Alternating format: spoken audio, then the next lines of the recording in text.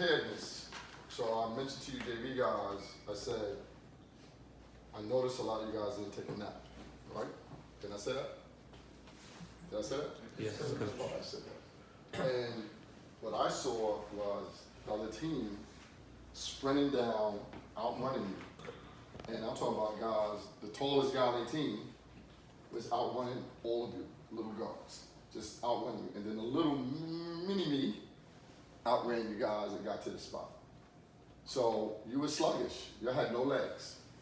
And so I keep trying to explain to you that it's a long day, and when we came back from a heavy meal, we should have just took a nap, 20 minutes, 30 minutes to refresh your body. Because also, where was your opponent from?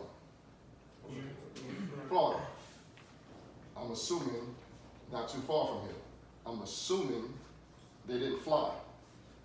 I'm assuming that they didn't have travel on their back. So they're a local team. And if they're local, even local within the state, even if they were from Miami or from Tallahassee or whatever, they'll drive away, a very short drive.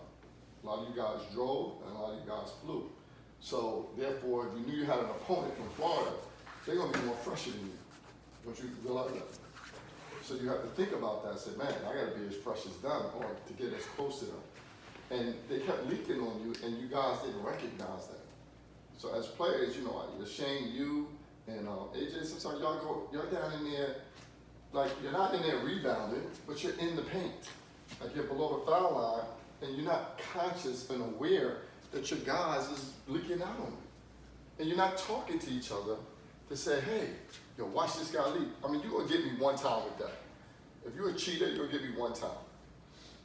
But at the end of the day, you gotta do that. And then also when guys are running the court, you gotta put some contact on them. You gotta bump them, you know? You can't let anybody run free. You see it in football, they jam the guy first 5 yards, right? So he just don't sprint out. Because if it's a foot race and I got my back to you, and I gotta run backwards and you running forward, you're gonna beat me every time.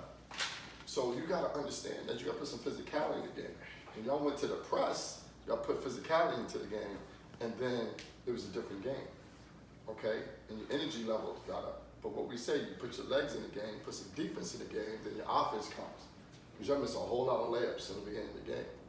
And you just was like 3-4 steps off. 3-4 steps off. You know, you see a little kid like that, I would have bullied him the whole game. I would have bullied him. Even when he had a ball, he's standing in that corner, I just pushed him. As soon as the ball in the artist, just pushed him. I just bullied him. But he had a rhythm. Y'all gave that little guy a rhythm. He probably had 15 points. Smallest guy on the court, who looked like he was about 10 years old. But you didn't intimidate him. So that's something that you gotta learn, right? And lastly, I talk to both teams. How many free throws did the varsity shoot today?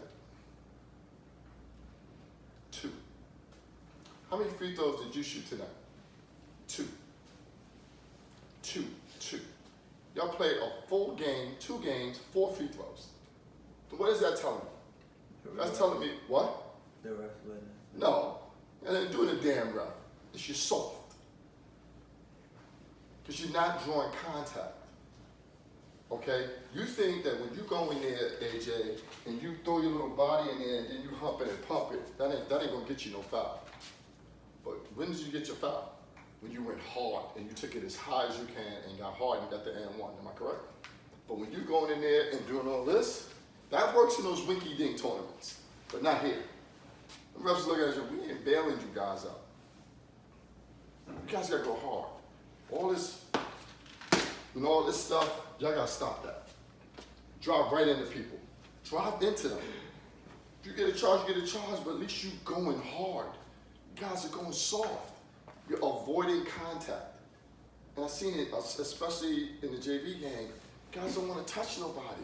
I'm telling you, CJ, touch the guy. You touched him and you went away. And touch him and stay with him. He moves, I'm moving him.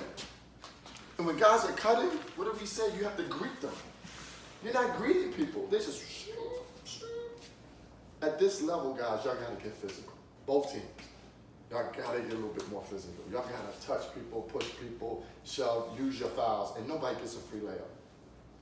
The game before we were watching, that the kid number 1 couldn't really play, but he challenged every shot. He challenged every shot.